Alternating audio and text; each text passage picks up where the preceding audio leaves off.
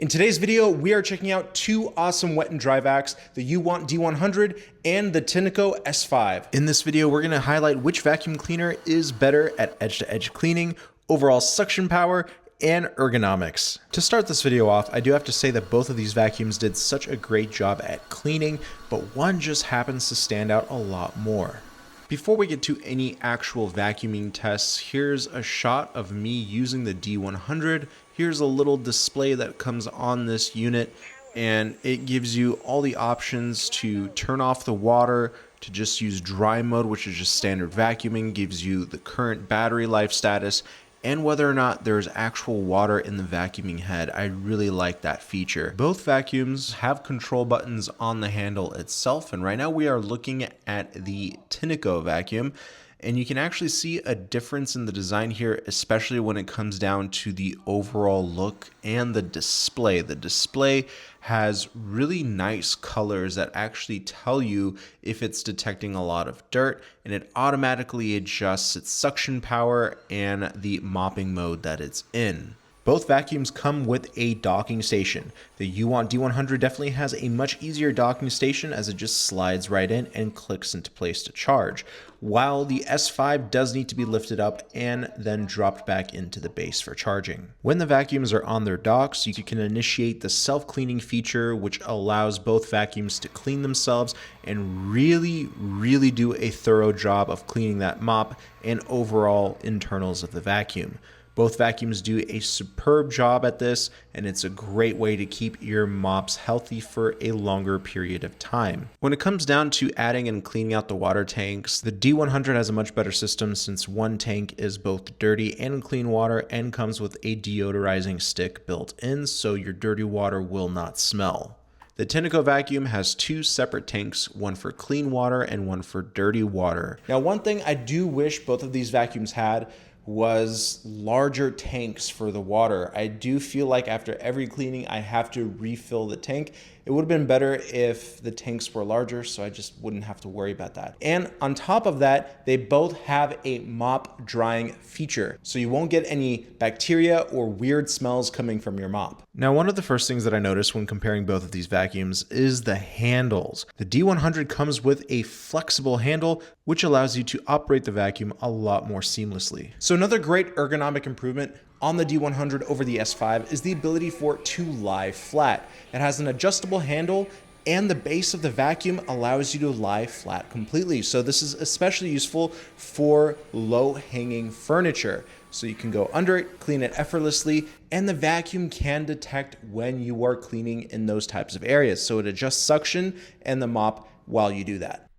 And here's a little demonstration of me trying to clean under my couch using the Tineco vacuum.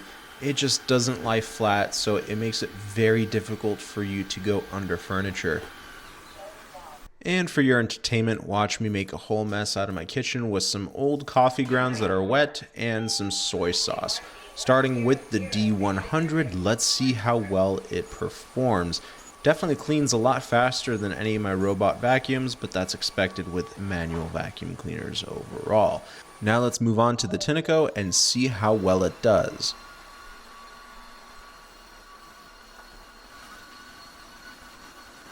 Something worth noticing is the width of the mop on the D100 compared to the S5. The S5 has a large mop, but it is slightly shorter than the D100, and this will affect the edge cleaning. No matter the orientation of the D100, forward or backward, it seems to do very well in edge cleaning. You can see right here that it does not struggle to pick up any spots of coffee left over. When we go over to the Tineco, it's more bi-directional, meaning that it does edge cleaning only on one side of the mop. You can clearly see that right here, as the other side is slightly blocked. So it is a single directional vacuum when it comes down to the edge cleaning, because it just doesn't have the full width like the D100 does. Now, when it came down to cleaning performance, neither of these vacuums did poorly in any way. Both of them did superbly. The D100, I did notice, produced finer lines through the mess if you look closely at the footage. I don't know if that necessarily means it's better with cleaning, but that's just something I did notice when comparing both of these vacuums head to head. Neither of them refused to pick up any sort of mess. They both did such a great job. Now, because these vacuums are both considered smart vacuums, well, that means that there's a lot less maintenance to deal with.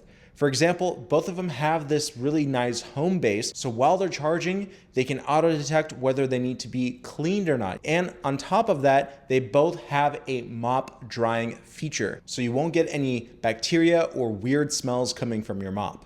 Now, we have to address the elephant in the room with both of these vacuums. The D100 is $200 cheaper than the Tineco, and you're getting a few more minutes of runtime with very similar suction power.